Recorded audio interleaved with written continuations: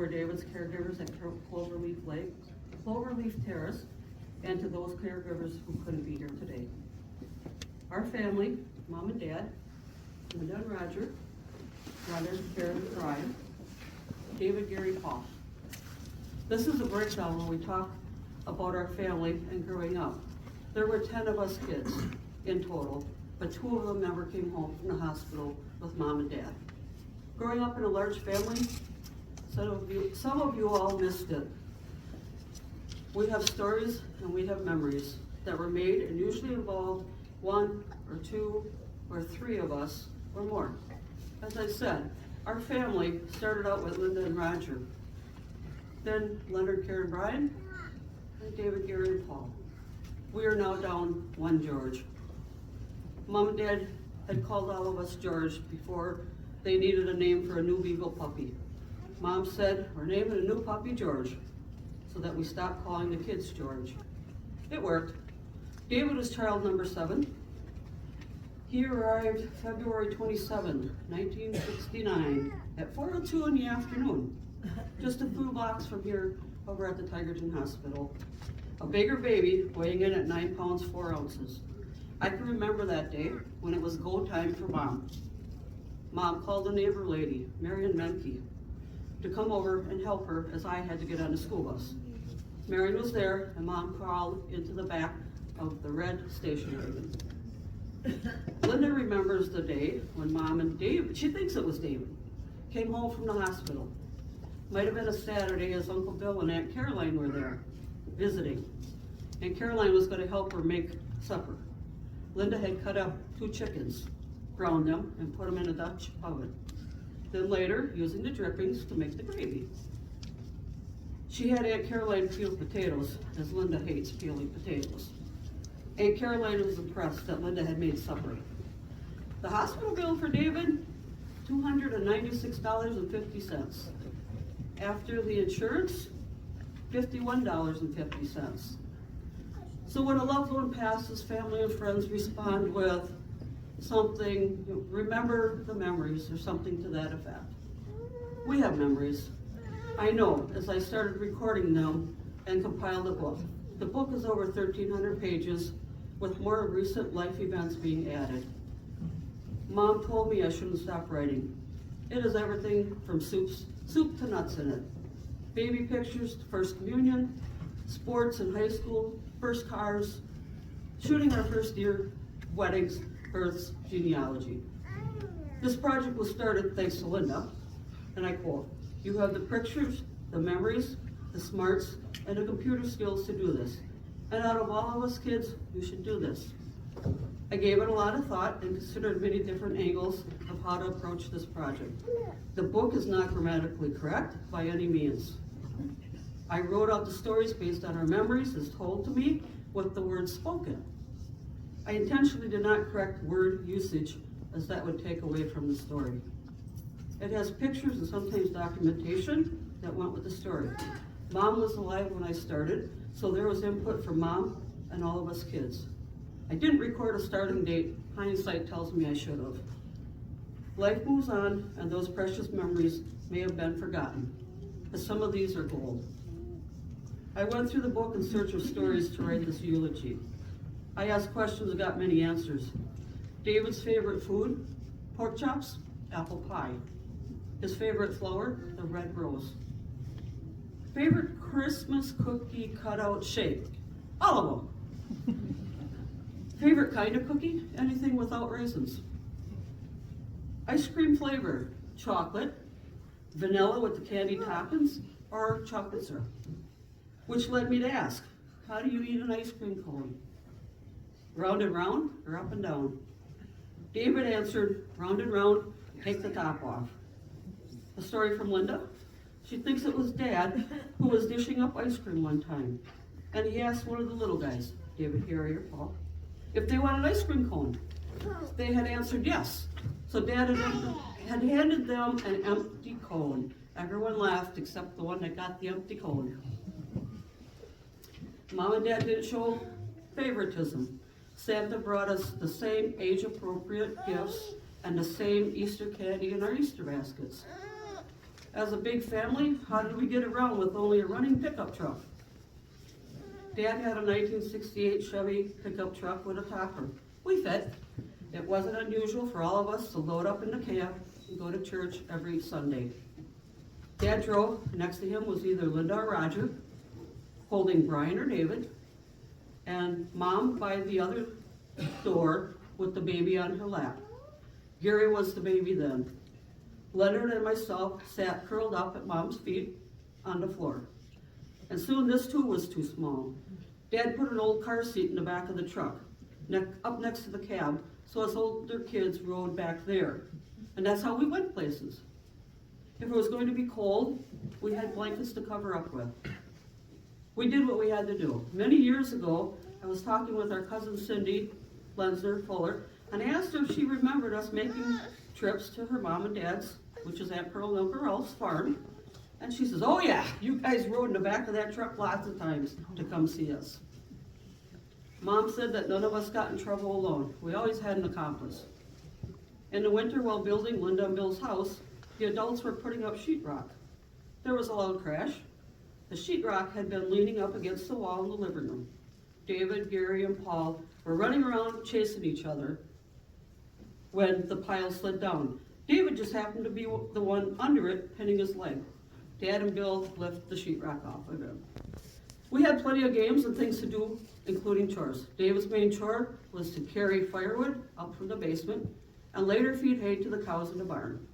Some games included checkers, tic-tac-toe, rock, paper, scissors, giving snake bites, pole snapping, and touch your last. David was an awesome chess player.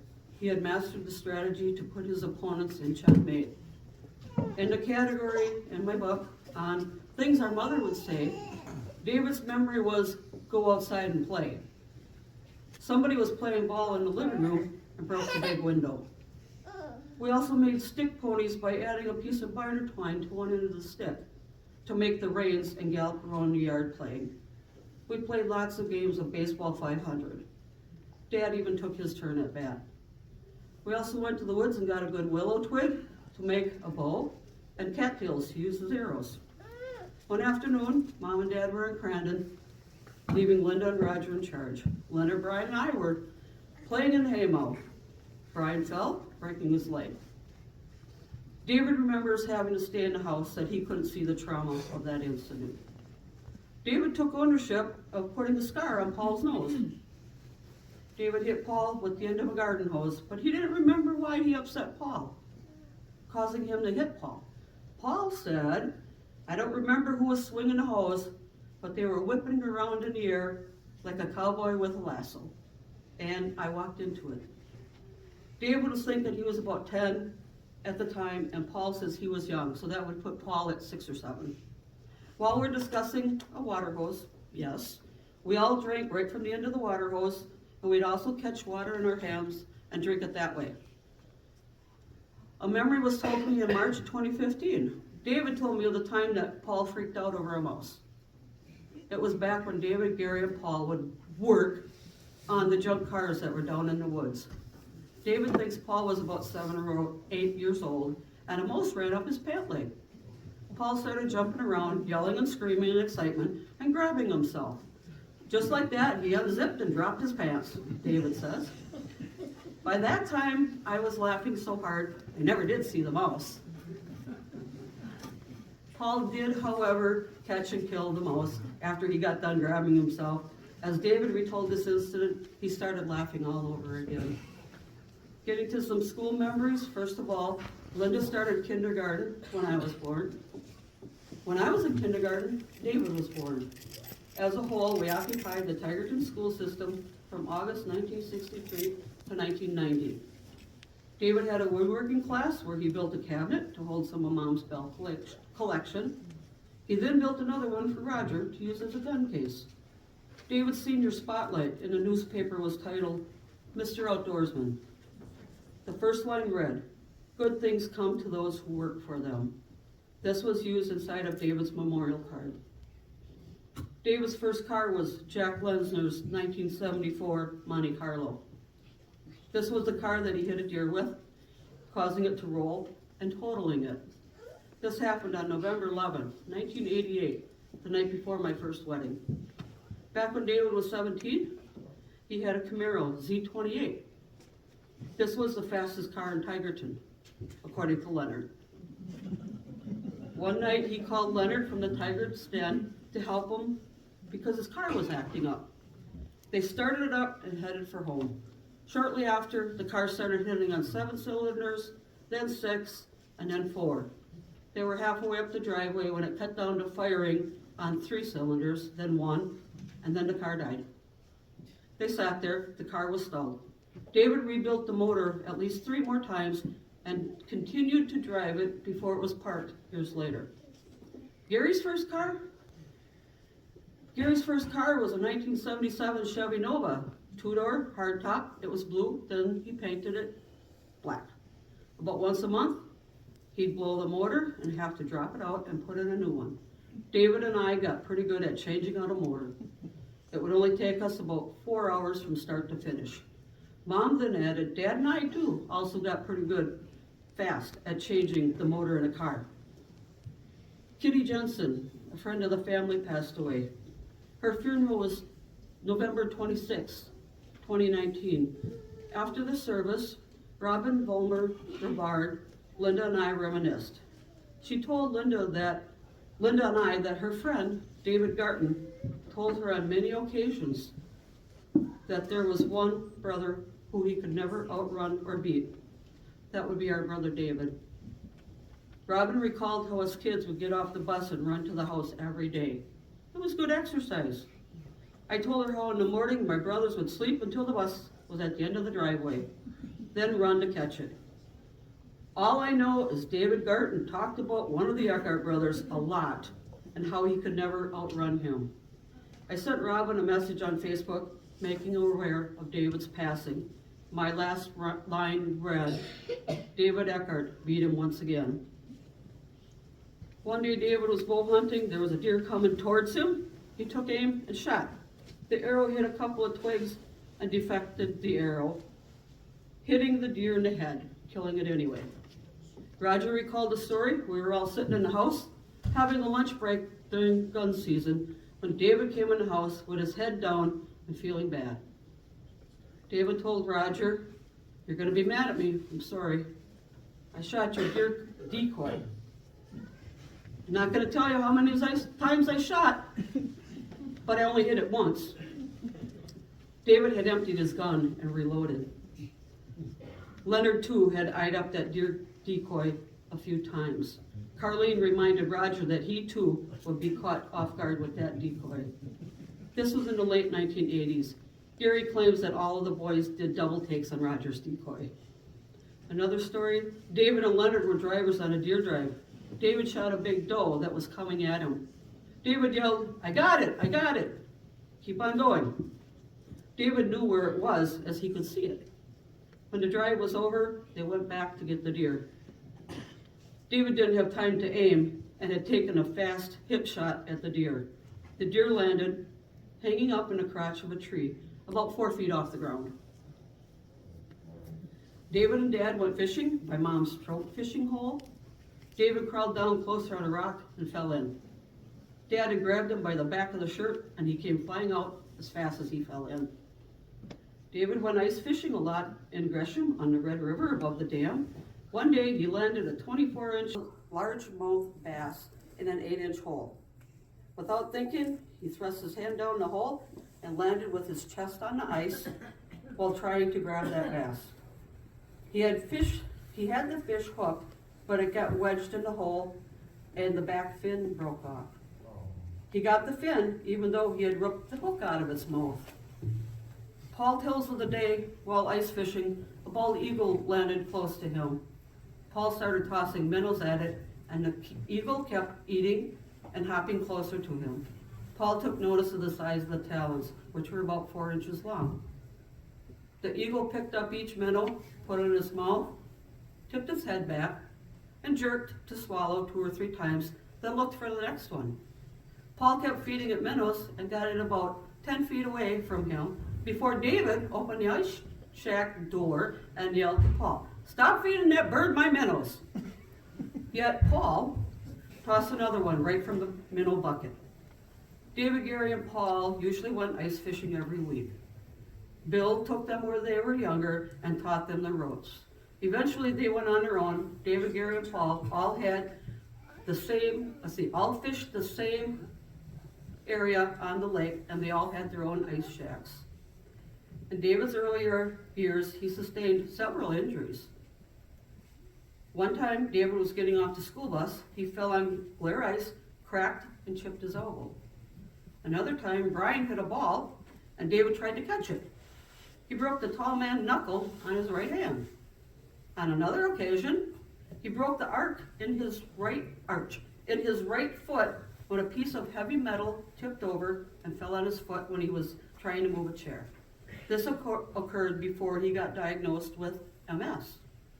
One day while working at Bergstrom's junkyard in Marion, David was torching the cover off of a 55-gallon barrel. All of a sudden, the cover blew off. David was immediately on fire from head to toe. He dropped, rolled, and got the fire out. The barrel still contained paint thinner. David once again quoted, "I've had too many close calls so far in my life. Near as I can figure, I maybe should have been dead about 12 times or so. I guess I'm pretty lucky." In about 1998, David started to have health issues. It was first noted with blurry and double vision. After that, David got sick and was admitted to the Wausau Hospital. The doctors thought he had blastomycosis and started treating him for that. David kept getting worse. His eye doctor suggested that he be checked for MS and was put on MS medication for 8 years. Mom heard of a natural healing doctor in Madison and set up an appointment. They said that David didn't have MS or blastomycosis, but that he had parasites. The bad parasites had taken over his body, and it was suggested that he change his whole diet to kill them off, putting the good parasites back in charge. Smoking and soda were the two big changes that had to be made. Smoking and drinking Mountain Dew were two of David's greatest joys. His condition progressively worsened, and he soon was unable to walk. David stopped walking sometime in the middle of December 2005. David told me the angels came to get him twice, but he told them no. He wasn't ready to go yet. Dad, in spiritual form, also came to visit David a couple of times. One of the things that David did a lot was playing Nintendo 64 games, GameCube, and Connect 4 with my children while he was still living at home. David taught Bethany, Christy, and Tristan how to play chess. Mom, Brian, and Leonard and I took care of David most of the time while he was at home. I would go and clean his ears, cut his fingernails, and cut his hair. There was a care worker involved for a bit. We have been taking care of David at home until Mom broke her hip. Mom recovered from her injuries in the Shawano Hospital for about 2 weeks. David was able to be in a room across the hall from Mom until a longer-term facility was located. Mom went to Birch Hill Health Services. David was moved to Autumn Lane Care Facility in Burnwood in July of 2016. He spent about a year there. On August 24th, 2017, David was moved to the Cloverleaf Terrace in Burnwood. Jamie Lensner DeCamp, the minister of Cloverleaf Terrace, and ironically, David's cousin, and another healthcare worker pushed David in his wheelchair from Autumn Lane Care across Highway 45 to Cloverleaf Terrace, talking and laughing the whole time. In July of 2022, David developed a UTI and got pneumonia, sending him to Aspirus Hospital for 2 weeks. He was then moved to Colonial Manor in Wausau. As he didn't like it there, Brian managed to get him back into Cloverleaf Terrace in Burnwood, where he spent the last 16 months. Early Wednesday morning, February 5th, Brian and I received a phone call that David was not doing good. Brian, John, and I were there within a half hour. David acknowledged our presence. Brian notified the family of his condition. Linda called and asked to talk to David. He acknowledged Linda's voice. Brian, John, and I stayed with David until the end, so he would not be alone. David passed at 6:15 that morning. David is now free to walk and run with Mom and Dad. Over the last couple of days, Brian told me that for the last 10 years, whenever he was leaving David's room, he would say, I love you. David would say. Brian wouldn't say anything. I love you. Brian would pause and then say, I hope so. Then they'd both laugh. Memories? Yeah, we got them. I'd now like to direct your attention to the back of church.